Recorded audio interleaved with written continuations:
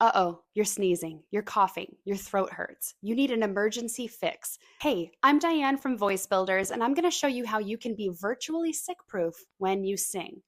This is how I sounded one Sunday morning when I woke up and realized, yikes.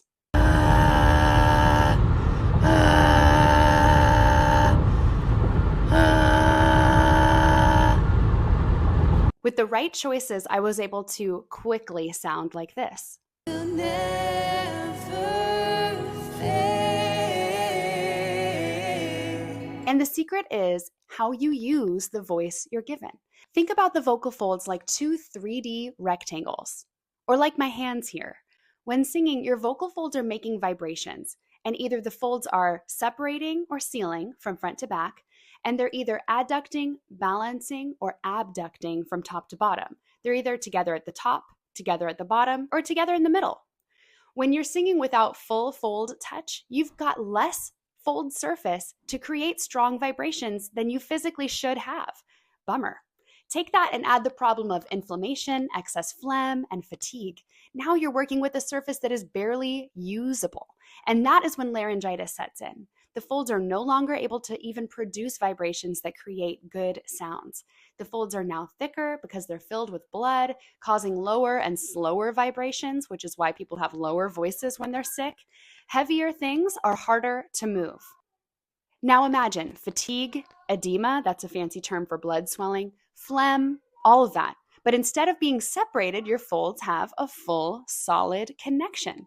Yep, there's going to be more effort when you're sick for those folds to move. Yep, there's going to be gunk getting between the folds, threatening to crack your sound. But there's a lot better chance that those sick factors aren't going to impact you as much. You'll have more usable space, surface area, to create strong vibrations, more muscle to recruit, to move the folds and hit those decibels and frequencies that you were doing before you were sick. The difference in a well-balanced fold set and an ill-balanced fold set when hit with sickness really ends up being a balancing game, not just say a prayer and hope a note comes out. So if your folds are like the two walls of your throat coming together, the person who has full touch between those two walls, top to bottom, front to back, is going to produce thicker, stronger, healthier tones, even when those walls are themselves threatened by inflammation or puffy. The fold density can change, but the shape and vibration force stays the same. So take care of your folds by learning how to connect them at will. Your folds are 3D, so they need to be treated like a supported, coordinated muscle from all dimensions, not just from underneath, like you hear voice coaches on repeat discussing breath control. Let's talk about the difference between preglottal, aglottal, and postglottal. These are the stages of sound production within your body.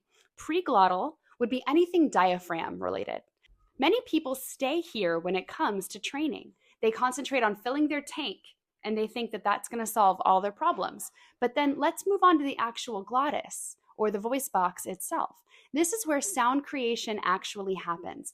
The vibrations in the throat can either be separated or connected, light contracted, medium contracted, or heavily contracted, fried, polyphonated, bowed, nodules. The conditions that affect the sound are many. And the fold density changes and length changes affect pitch. That's where the voice's signal is born. Then there's postglottal. This is the coloring of the notes. Once the vibrations originate, they pass through resonance chambers, tongue positions, vowels, teeth, lips, facial muscles, jaw muscles. There are so many postglottal changes that you can make to sing the original note any way you want. So let's take it back full circle. If you're sick, chances are you can still breathe. So you've got preglottal control. The aglottal stage definitely goes through the most alteration in a sick state, but the postglottal remains largely unaffected. Besides that congestion that you're experiencing in your nasal resonator. When you know how to tweak the dials on all of these pre, and postglottal effects of the voice, you find yourself with dozens of options and workarounds for a less than optimal original signal. This is how we make ourselves virtually sick-proof. As long as our folds are able to vibrate, we can let the other stages of sound productions take on the workload, and it offsets how much we depend on the original vibrations to make our sound what it is. Learn how to manipulate the pre and the postglottal, and even how to best manipulate the aglottal for max vibrations And then the next time you're sick, you're going to be looking at a whole new landscape of vocal choices, and you won't feel defeated.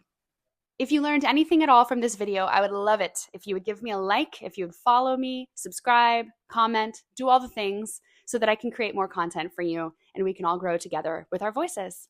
Until then, I'm Dianne from Voice Builders. See you later.